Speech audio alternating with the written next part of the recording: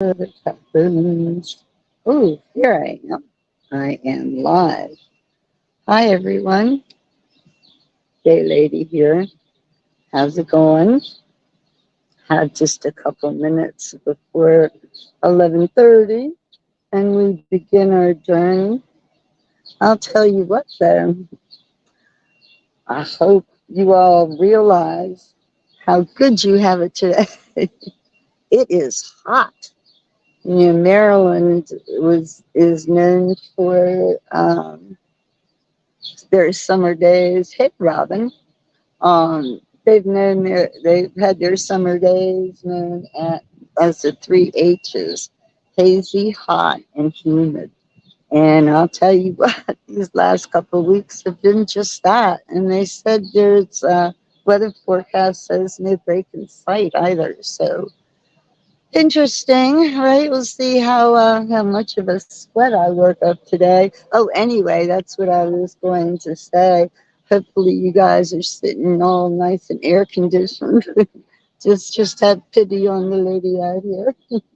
It is hot, hot, hot, hot. Up 2 minutes till start time. I always like saying that. It reminds me when I was young, well, not even young, there's a drive-in here in Maryland, a drive-in movie theater where you go and you watch from the comfort of your automobile, right? I'll bet you are. Robin, I wouldn't be out here if it wasn't for this. I would be at home. Tomorrow it's supposed to be just as bad, and tomorrow so far I haven't any plans, so works, right? Works for me. Okay, just a minute to go. Gosh, Robin, I think you're the only one out there. Isn't that something? It takes people a while to catch up, I suppose. And I hate starting and then having to repeat myself from the get go, too. But then again, I have to remember that this is available to look at after the fact. And sometimes I wonder if more people are inclined to do that. Of course, after the fact, you're watching the video at your convenience, whatever. But, oh, no, no, no, no, no, I don't want to cancel. No, it's okay. But you know what? I had already thought if I start getting too hot, we'll have to do an intermission, like of a couple of days or something. But I do have a game plan for this heat, though. I'm going to try to stay in the shade, which is what I'm doing right now. I don't know if you can see behind me, but there's some little cafes and stuff, and I'm by the creek. So, but most importantly, I'm in the shade, so that totally works for me. So, hey, Judy, how are you? Glad you made it. This is going to be fun. You're going to watch me melt. It's funny. I guess it was during I did a couple tours and ended up in the pouring rain, right, telling ghost stories from under the railroad bridge instead of next to it. And it happened a couple times, and I had to laugh because someone in the chat said, "Oh, she's going to get wet or whatever." And then someone else responded, "Don't worry about her. She's waterproof." I was like, I thought that was so funny. But I wish I were heat proof, I wish I could just put on my reflective skin or something. I don't know. Anyway, okay. Time to start. What you think? All right. So I am going to turn the camera around and just hang on for a second because you can't see anything while I'm doing this, I think. See that camera. Yeah. Okay. Okay. Okay, there we are. You're looking. You see what I see. Now it's fun to see what I see. Okay, so this is actually a free public parking lot. It's one of three or four actually. Parking's not usually a problem. You know, if it were too crowded here, I would go across the street. But you know, it's really not. It's really nice here. So I wanted to um, say if there's anybody out there. Oop, yep, somebody else is out there. There's anybody out there who doesn't know me, I'm Shan. I'm the Bay Lady. I love the Bay Area and I love good stories, and that includes ghost stories. And that's why we're here today. Ellicott City has been called the most haunted city in Maryland and one of the most haunted in the US. And there's a reason for that. Mostly it's collateral damage, I think. Let me show you. This is the Tiber River. This is beautiful, gorgeous river turned deadly in 2016 and 2018. Until that point, most of, oh, I can see fish. Most of the flooding that occurred in Ellicott City was the result of the mighty Patapsco River, which is down at the end of Main Street where the railroad station is. However, on these two occasions, 2016 and 2018, the problem started up here. Okay, there's 7 hills that surround Ellicott City, the downtown area of which sits in the valley among them.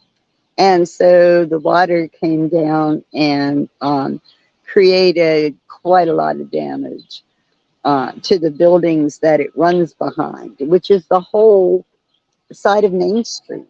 The buildings are built over over this particular creek, the Tiber River. So the other thing about Ellicott City is that it thrived on producing rocks, granite. Okay, and so the granite, this type of granite has only been, look at this little place, has only been mined in this area. It doesn't. It's not anywhere else. So most of the buildings that you will see are made of stone, as is the one in front of us, and several this way too. It's a nice little area. Ice cream. Ooh, I might have to go for that later. Yes, indeed. The other cool thing about Ellicott City, um, it's based on, there's 7 hills surrounding it, but they didn't elect to build homes on just the hills. Okay, they're stepped in. There's various levels. You know, you've got windy, twisty roads going up to the top of a hill, like you know, almost like a little train track that you see at Christmas time. Anywho, oops, it's quite late. Anywho, these stairs are very typical. You'll see a lot of them around Ellicott City between the buildings, and it just made for easy access to the street below. Okay, we are coming out on Tongue Road. I think you can probably see it better. Ooh, the road's closed. Okay, I think you can see Tongue Road. Oh, so there's no traffic. Yeah, okay. Um, better from this side, and plus it's shady on this side. See, this is where I'm going to stand, right? Hello, me. Okay, you're looking at Tongue Road. Okay, right now, I don't know if these are being used as residences. I know that for the longest time they've been shops. We're standing on Columbia Pike, which is one of the main roads into Ellicott City. And these buildings, once upon a time that you're seeing, were home to the mill workers that worked at the factory down at the end of the street. The mill, they milled like flour, grain, whatever. And so there was a woman who owned this property. Her last name was Tom. Um, and she um, she gave the land or donated the land, and had these homes built on it just for the purpose of giving the mill workers a place to hang. So the you've got three detached houses, three detached two-family stone cottages is what they're billed as. So there's one, two, and three. Okay. They were built in 1839 with local granite, of course, from the surrounding hills. They housed the mill workers as well as their families. Experts in paranormal activity have reviewed these buildings too, and they say that some of the stone buildings, particularly those of granite, can absorb and retain psychic energy from around it. So tongue row homes would not be an exception to this theory. Currently, they're home to shops. There's a lady right there going into hers. And let's see, one of the spirits that they have encountered is a young girl. They named her Cecilia. She's been seen walking through the upstairs rooms at night. And she creates a little bit of mischief too. Some store owners and some of the artists like have reported, feeling like a chilly hand touch their shoulder, a cold hand touch their shoulder, or hearing whispers or footsteps, and there was no one there. And Cecilia, she had been walking through the rooms at night and then scaring the shopkeepers by day with a quick tug on their sleeves for attention. Can you believe that? One beautician looked up from cutting her client's hair to see the misty shape of a female float up from the stairwell behind them and disappear before their very eyes. Can you imagine that? These old stone buildings? Yeah. Here's another staircase in between them. Yeah, I see the railing. Interesting. Okay, we're coming up now on Taylor's Taylor's Row livery stables right here. And again, I'm going to cross the street so you can look back and get a full view of this. And then I can show you this beer garden over here too. And oh, you want to see some jewelry? This is, Ellicott City. Whoops, Ellicott City is what I call artsy fartsy. Excuse the terminology, and that's in a good way. So many artisans here. A lot of the stores, the shops, are galleries. Be it painting or clay work or photography. That they've got it all here. Okay, ladies, and whoever else is out there, I don't know. Okay, this is Taylor's Row, the livery stables. These were built in the 1800s, mid 1800s, and used for livery stables. You can see those doors up above and those pieces of wood coming out from above the door. Okay, they used to haul the hay up there. Those were hay lofts, right? And anyway, so let's see.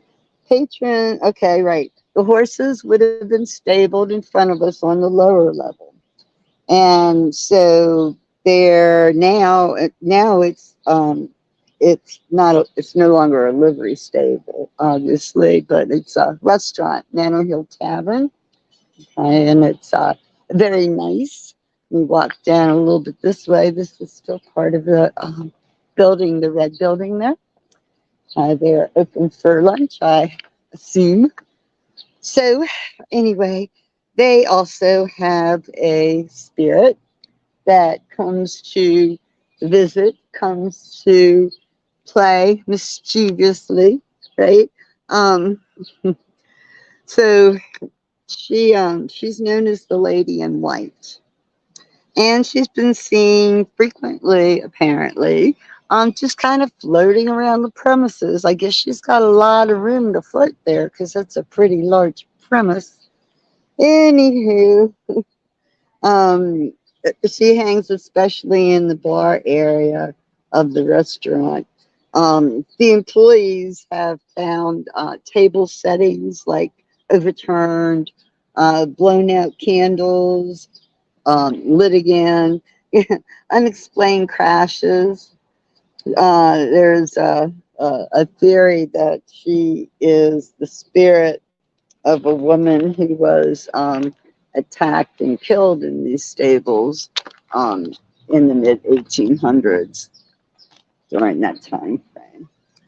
Okay. Oh, let me show you. This is okay. That's Manor House Restaurant, right? So this is their beer garden. Look at this. Isn't that nice? I could drink a beer there, no problem. And it's right on the Tiber River. Tiber River is on the other side of the fence. This is what I love so much about Ellicott City. It's so remarkable in its construction. Also, on the other side of the creek are the boulders, the granite, the rock. It's everywhere. There are buildings that are built into it. So now you get a history tour with your ghost story. Here's another end of this outdoor beer garden. And that's looking at, well, I don't know if you can see the backs of homes that the river is either running right under or right next to. Take your pick. Uh-oh, coming out in the sun. I'm going to talk fast with this one. Whoa. Okay, this is the John Day House, this white building. Oops, that's a rat trap. No. Okay, this is the John Day House. Um, John Day, he was a master stonemason, and yet he built his home from brick, his painted brick. Go figure. Did he know something? I don't know. The house has been, it's alternated between a private residence and various businesses, shops. At this point, it's a residence. And during its life, there was an upscale salon in here, and there was a ghost by the name of Susan who would come and visit the nervous hairstylists, right, and the customers. And so she has never apparently materialized, but it's been her presence that is felt. Her spirit is sensed. Um, there is a cemetery in the back of this home. And could she be back there? Who knows? Yeah, there's a family cemetery right up the hill here. And the Quaker cemetery is up there as well. And there's one more ghost that roams the halls of John Day's house. That would be Casper the cat. He's a furry blur that streaks across the room and disappears into the wall. I'm thinking rat myself, but hey, because there's a rat trap there. So anyway, let me cross the street. Oh, this is great that it's not that it's closed. So I wonder. Oh, that car must have been going out to the street just before that. Let's see, what is this? This is a studio and gallery. As I was saying, they have classes in pottery, glass, and mosaics. Oh, okay. Huh. I don't know how much of this you can see without the reflection getting you. Oh, those are pretty Christmas tree ornaments. I guess those are mosaics. Cool. Oh, look, we have to come to this. Main Street Music Fest, August 19th. Make note, we will be here celebrating 10 years of music. Interesting. Okay, now we are going to walk up this hill. And I believe it probably has a shady spot at the top of it. So far, so good. There's actually kind of a breeze, and I'm taking my time walking, so I'm not exerting any, not a lot of energy to make me sweat. I hate that. It's so uncomfortable. Ooh la la, hair salon. Here we are. I didn't tell you we were coming for a makeover, did I? Oops, that's because we're not. Okay, well, that guy's standing there. He's delivering with his truck, but yeah, I want to stand there anyway. Look at the hydrangea. Mm-hmm. Look at that. They're pretty. Those bright red doors look nice, right? Oh, I got a Christmas tree in the window. Really? Okay. Oh, I'm going to sit right here and tell the tale. Okay. Oops. All right. Seated. Let me get myself presentable here. Okay, so at the moment, this is Ooh La La Hair Salon, right? There's people probably coming for their appointments. It's a whole train of people. Look, I don't know where this people thinks he's going, but not none of them my toes.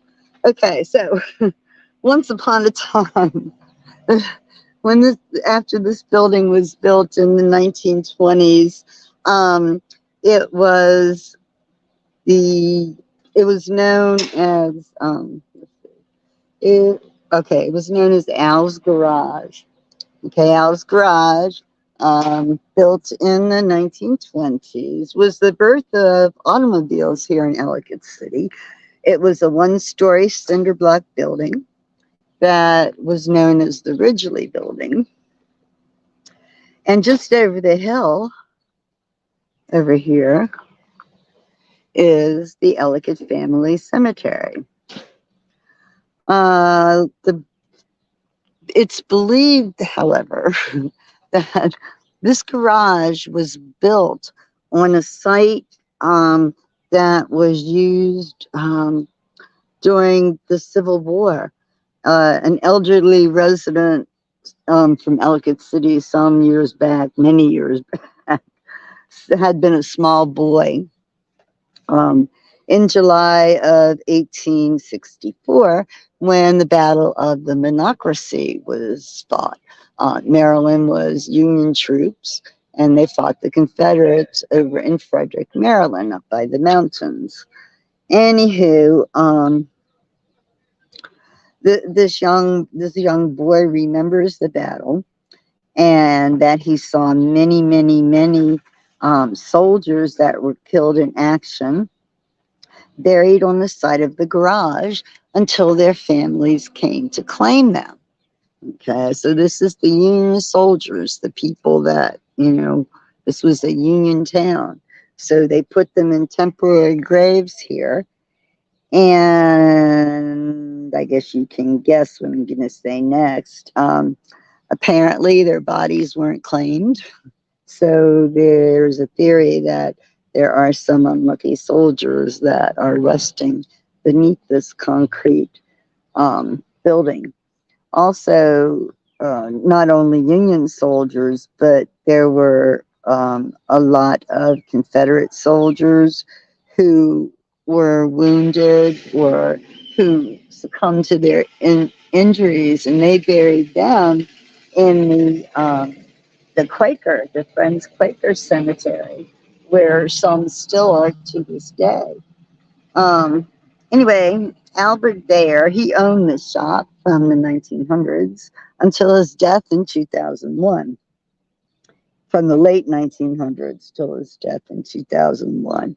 He had a fatal heart attack that he suffered while at the garage here on the premises.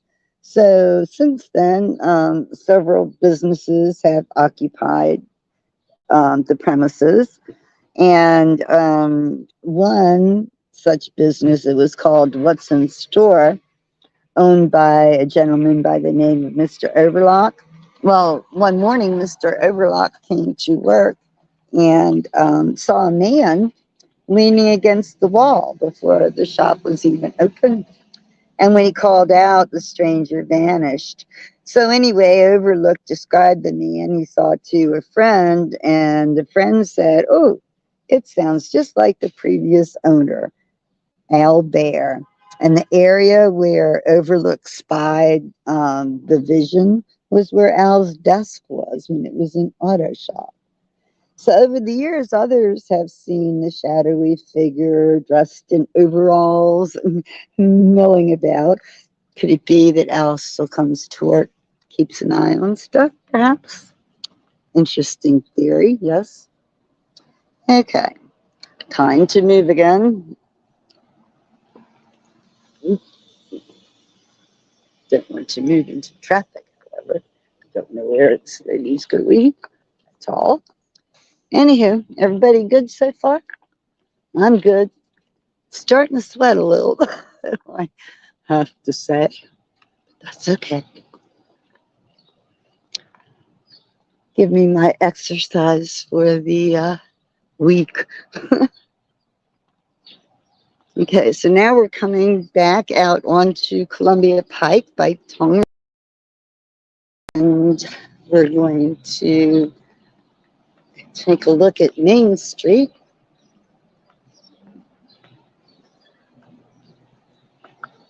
It's an interesting building, yes. It's the side of what used to be an old theater. It's got shop in there now, I believe. Looks like somebody lives upstairs too. A lot of these buildings have apartments. You may not want to be in all of them though. This is a very cool store. It's called Ellicott City Pops.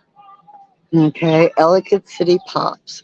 And I'm guessing that it has tons and tons of Maryland souvenir kind of stuff, right? I haven't gone in there. I really should. Hey, Mr. Bear. Miss Bear. I don't know. Okay. Oh, wow. Does this look nice? Oh, God, compared to next door. Okay. Here's Ellicott City at its finest. What is this? Oh, a candy store. No way. Sweet Cascades Chocolatier. Woohoo. Oh, lemon sticks. Oh, my goodness. Oh, my God. I haven't had one of those in decades. Check it out. Last time I had one, it probably wasn't $4.95 though. Oh, my. Anyway, sorry, I got distracted. Check out the old Howard House. Oh my God. Oh my goodness. Howard House Apartments. So I get, oh, there's a shop too. I may have to go check that out as well because I've never been in here and I would love to go in there. Um, this building has quite a history. Um, built around 1840. Let me back up here. Go back up into this gallery doorway. Oh, we can see really good, except for the flat. Okay, go over a little bit.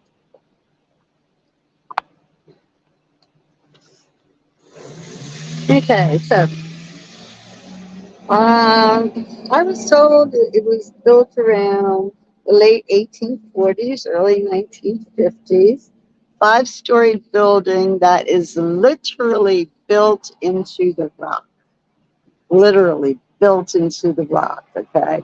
And I remember this so well from when I worked in Ellicott City. And I worked on top of the hill, and to get down to Main Street to the shop to get something for lunch, you could go in the back door of the hotel and come down 2 flights and come out the front door. Real easy, lots of fun, and I'm sure you can probably still do that today, right? Looking at the front of the hotel, see the third floor is actually the ground floor at the back of the building on Church Road, where it faces Church Road. And that is just the typical nature of so many of these crazy buildings, right?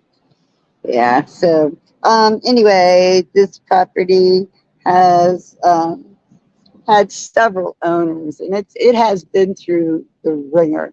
It's always been either apartments or a hotel, sometimes with restaurant or pub, tavern, sometimes not.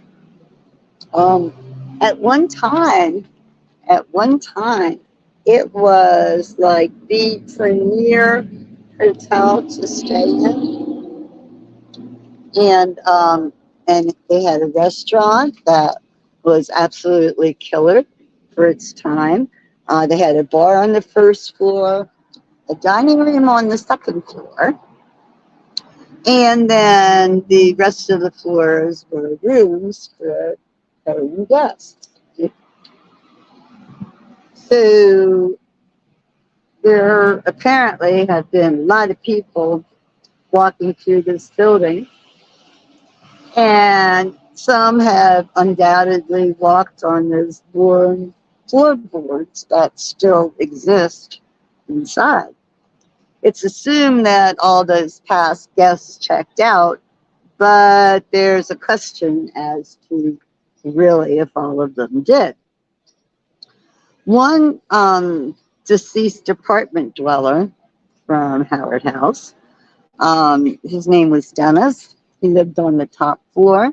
Well, he still does. He stayed.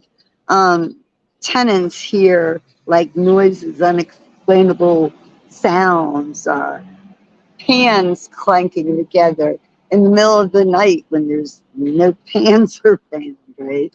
And just crazy things. So the tenant had a friend who was a psychic, and she had asked her friend to house sit her apartment while she went away.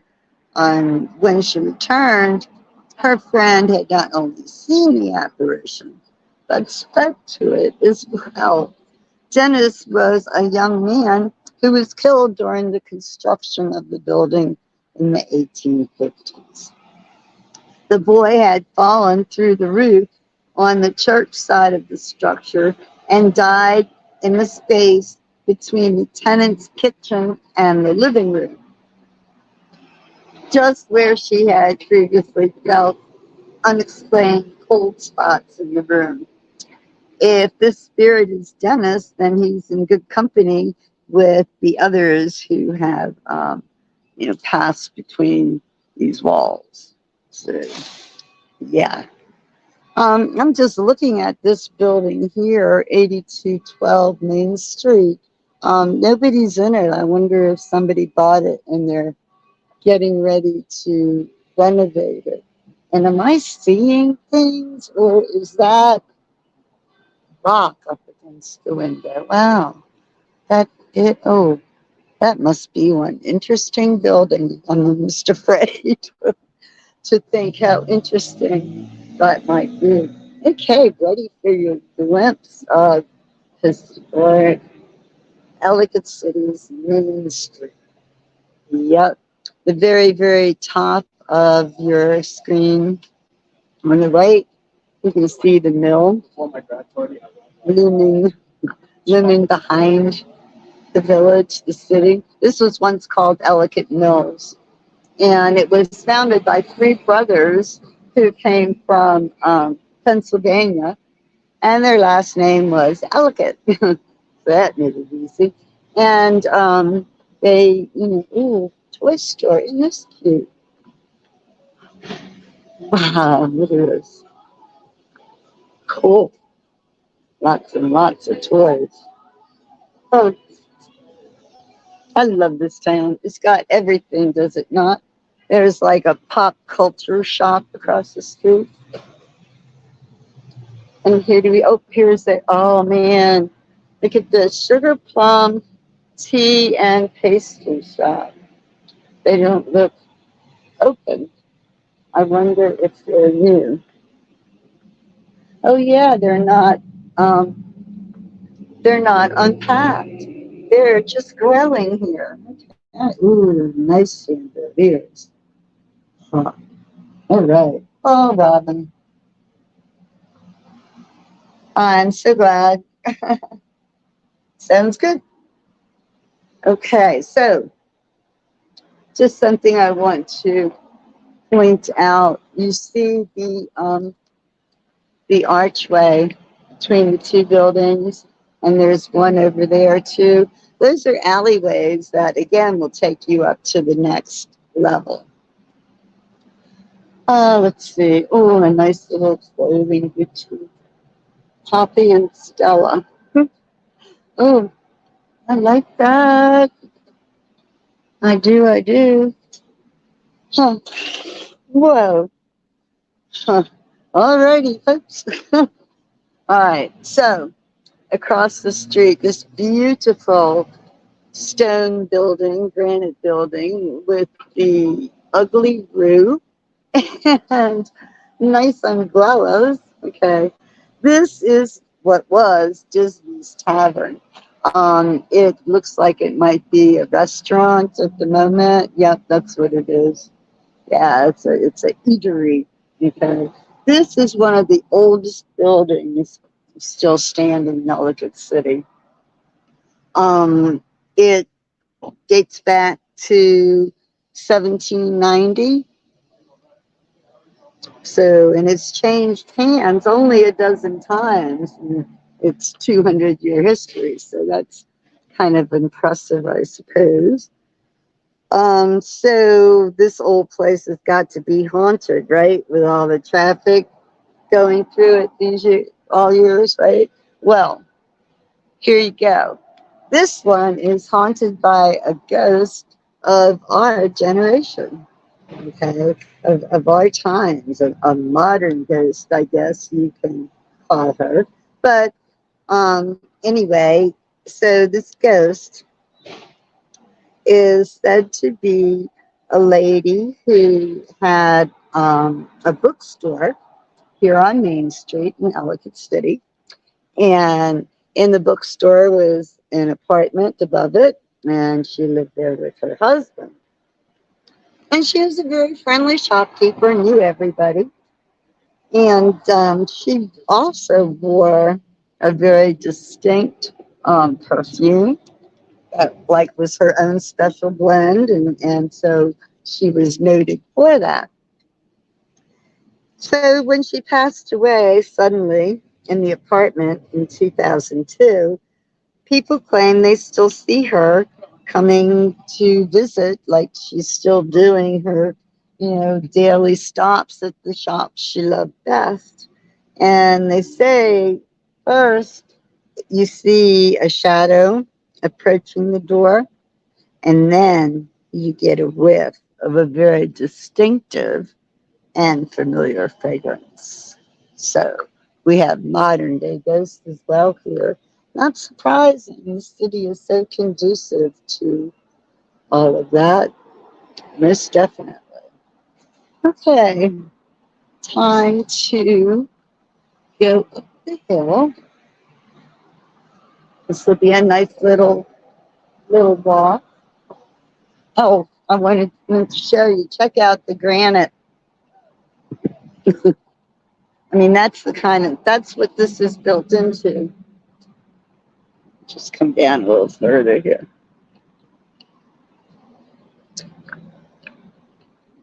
Oh, good. I can show you where it comes out on the street above, too, I think. Okay. All right. Now, see, there's the back of it, of the Disney Tavern, old Disney Tavern. It's built into the rock. And then there's a street up there, and then you see the next level of houses and so forth. And again, there's that rock.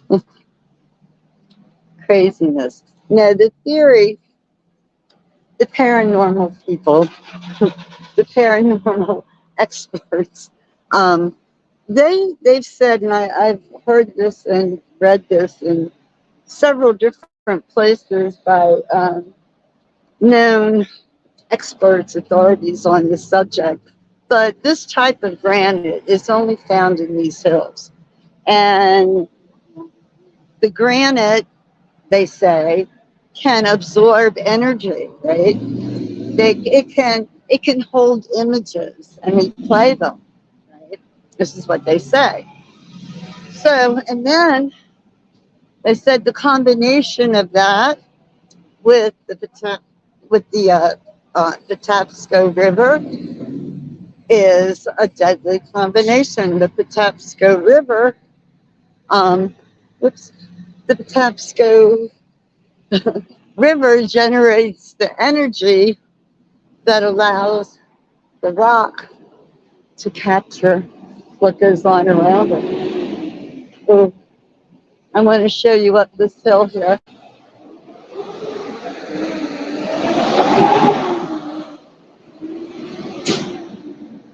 And see, they've created terraces at different levels. And you see the rock, right? It's part of the wall. It's part of everything, really. It's a tiny little old firehouse you're looking at. It's real tiny, but in weird shape. I'll show you when we get up a little crazier. Okay, so this was the back side. This was the old theater. That's the front side. And we've got more shops. Only have a couple more stops to go, which is good. I'm getting tired because it's uphill now.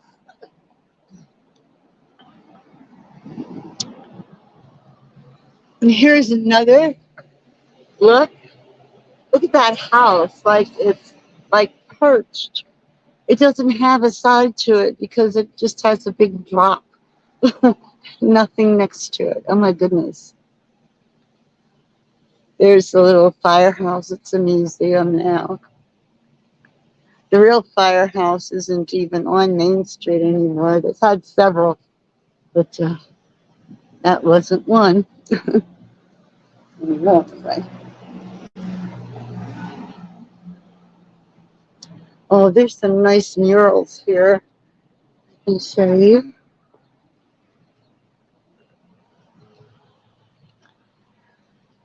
Oops, and get out of the road. Right there. It's a beautiful mural. You can see the hills and the buildings, how they're at different levels and such. This is looking at Ellicott City from the other side of the river, the other side of the train tracks. This is looking towards us. Interesting. There's another over here, too.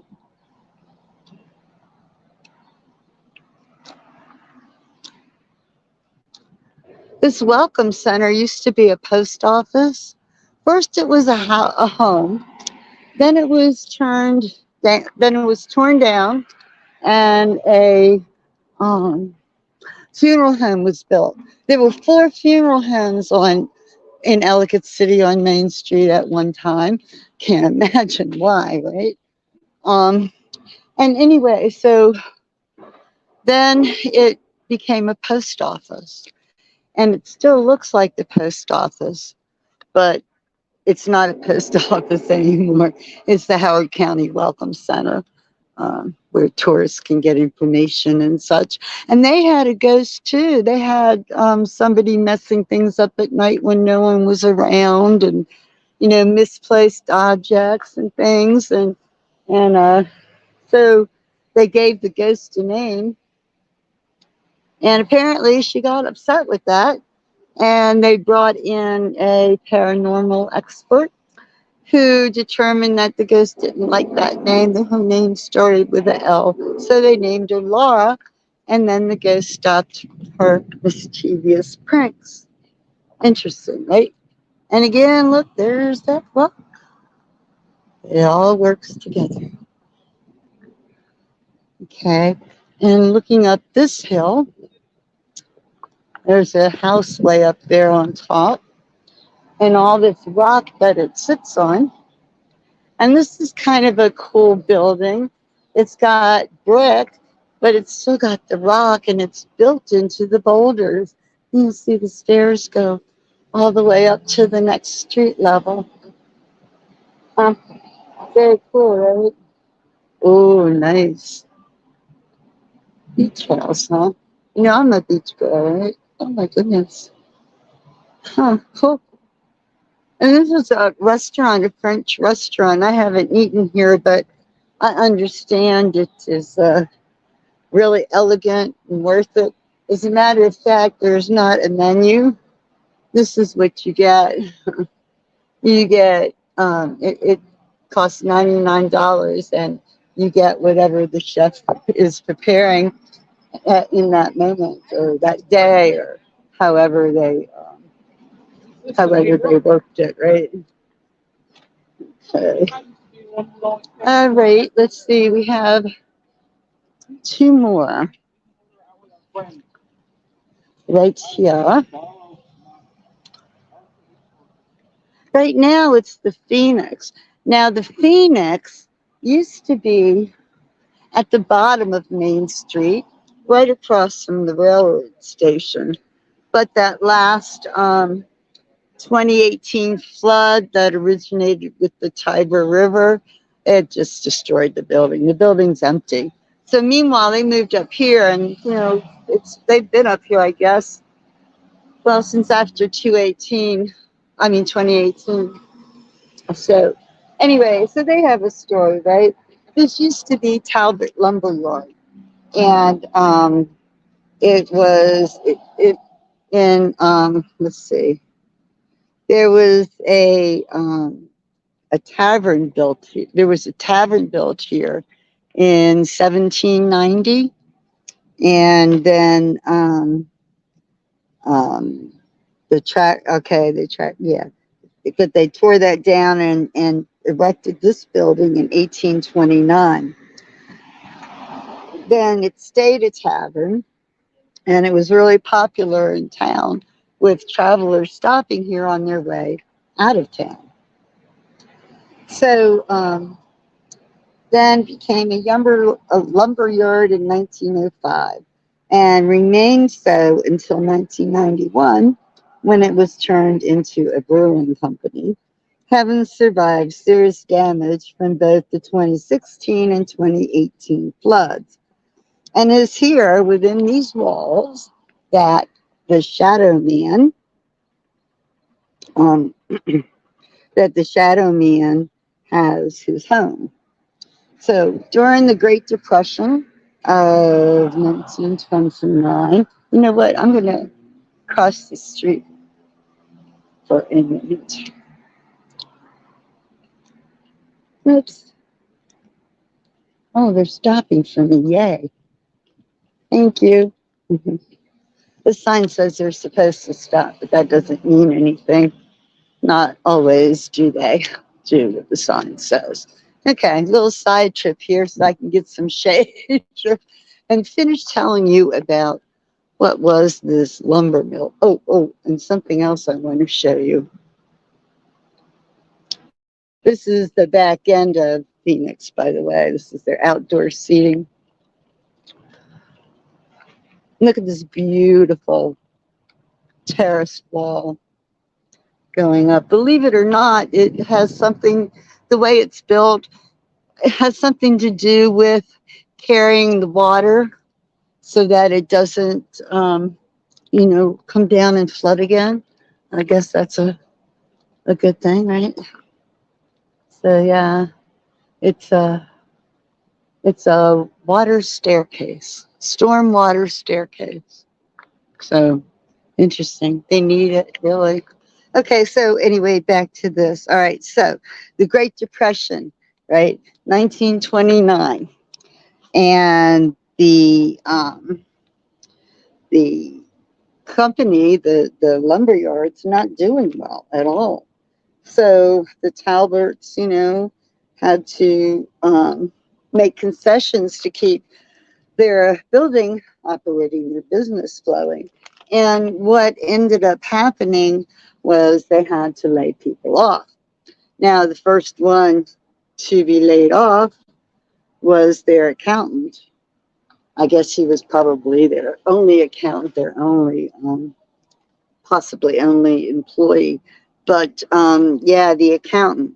Now, the poor guy, he lost his job and then he lost his home, didn't have a job, couldn't pay for it, and his wife divorced him for it. Must have been high maintenance, I suppose. He became homeless, forced to live in the woods along the riverbank. That would be the Patapsco River bank by the mill. And that would be the Ellicott City Mill. It was on a long holiday weekend, and some townspeople spotted the poor guy, spotted him like running through the woods naked, right?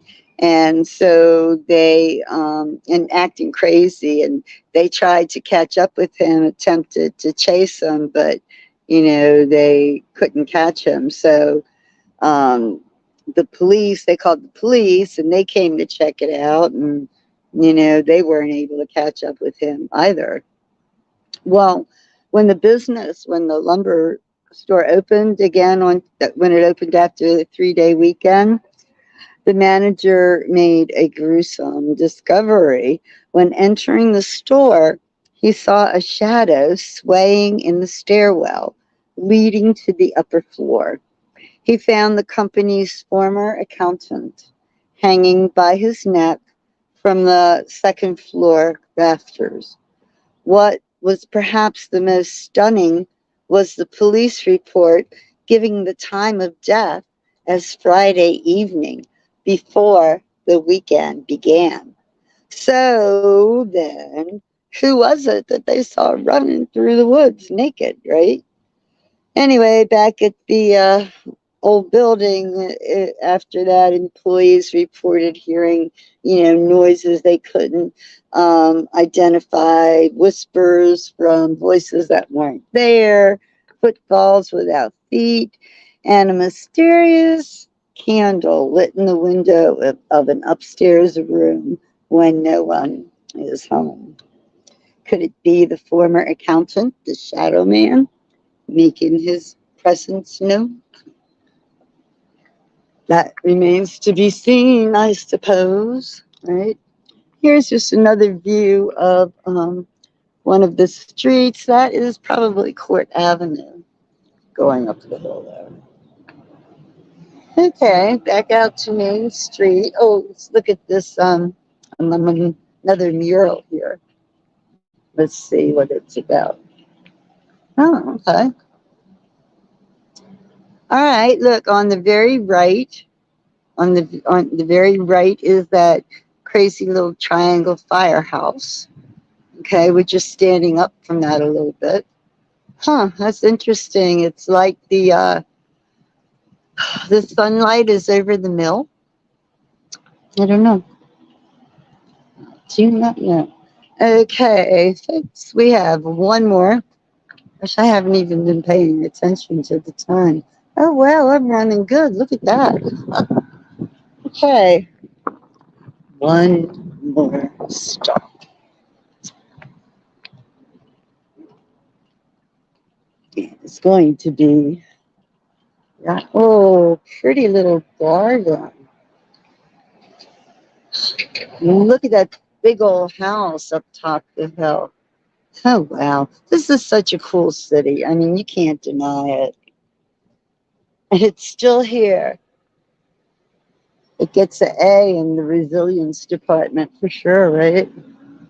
Hmm. Okay, so I am going to stand right here in the shade. Yay, I found more shade. Oh, you know what? Let me move over here. Yeah, that's good. That puts me a little bit closer. Oops. But in the shade. Okay, so what we have here, it's a cafe right now, Gigi's. It used to be the judge's bench, which was like a local bar, eatery. When I worked at the courthouse, we used to come down and they had, lunch specials. This was one of the many places that court employees would come to get their lunch and such, okay? Um, and in 18 they have an 1880 census that shows that the property at this address in 1880 was a confectionery shop on the bottom with living quarters apartment upstairs. Let's see, it was the Frost family who kept it almost 100 years. So during that time, the Frost family had it as a confectionery store then. Um, let's see, and then they sold it in the 1940s. It was a grocery store for 20 years after that, owned by Joseph and Mary Boulder. Then it became a flooring showroom. And then it was reincarnated as a restaurant, the Judge's Bench, in the 1970s. However, the story that comes from this building comes from the period when it was a grocery store owned by Joe and Mary Berger. They were running the store downstairs and they lived upstairs in the apartment with their daughter Mary. Um, it was 1962 and Ellicott City was a nasty place to be.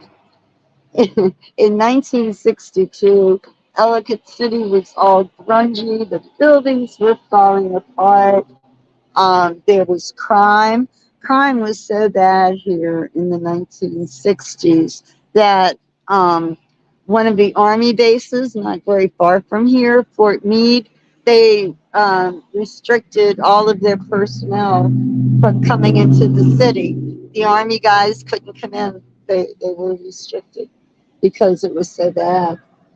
So during that time, the Berger's daughter, Mary, was in high school.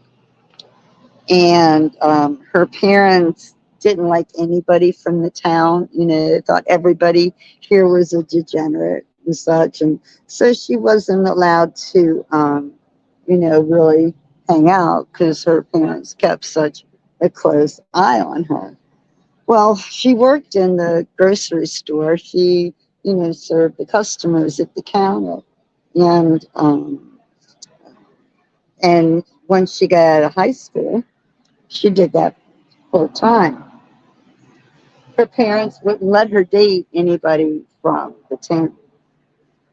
So after graduation from high school, when she's working here full time, there's a customer that she's been talking to, a young man. And even though he was from a good family, her parents were livid. Okay. They forced her to end the relationship, right? They weren't having any of it. Okay, so one night, one night, parents went out, and a very distraught 19-year-old girl climbed the stairs to the attic and hung herself from the rafters. Some people say they see her standing in her usual place behind the counter, or said, I guess the counter's probably not there now. Others walking by at night claim to see her face looking out the window. Her presence has been felt throughout most of the building and such, and every now and then things would be mischievously disturbed, like a roll of toilet paper unraveled, and there's nobody about, and things like that. Most of the wait staff won't go into the basement because they claim that's where they sense her the strongest, right? So there was one bartender who claimed to have seen her. Okay, he claimed to be a sensitive and had conversations with her, and that her name was Mary, and he would just talk to her every time she floated by. And the bartender, after time, claimed to be in love with the spirit of this young woman, of Mary. So maybe Mary Berger got her Ellicott City man after all, one way or another. Again, resilience, tenacity. That's the people of old Ellicott Mills. Well, folks, I hope you have enjoyed this. I It's been fun. I love doing these ghostly tours. I want to keep them coming. I'll have another one probably next week. There's three parts to these Ellicott City Ghost tours. The lower end of Main Street is part one. Upper Main Street, which is this today, and then the third one is Mount Misery, up that big hill where the courthouse and churches are. So I'll have to schedule that for one day next week. Maybe I can even find a cooler day. Wouldn't that be nice? Anyway, don't forget, if you enjoy what you see, please buy me a coffee. The link's on my pages. It's everywhere. All my links are everywhere. So anyway, let me turn this ship around here. Hold on. To the camera. Switch it back to front. There it is. Here am I. I don't look worse for the wear, do I? Oh, I forgot I have this thing around my neck. No way. I've been wearing it around my neck and forgot I had it. Oh, my goodness me. It's a fan. I even charged it up. Oh, well. That's all right. Well, oops. Time for me to hit the road, folks. I hope you enjoyed it, like I said, and I'll get some tours scheduled for next week. Bye.